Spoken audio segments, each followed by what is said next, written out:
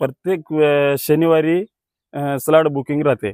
त्याचं काही की 4 ते 5 मिनिटांमध्ये बुकिंग राहते.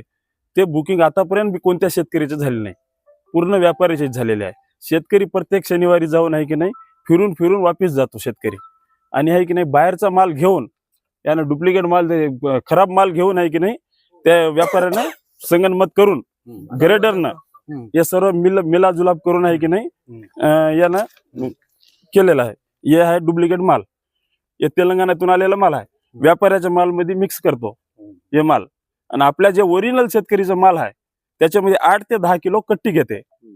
कशासाठी कट्टी घेतो? कट्टी घ्यायचा नियम आहे का? तर हे असं संगनमत करून हे चालू आहे.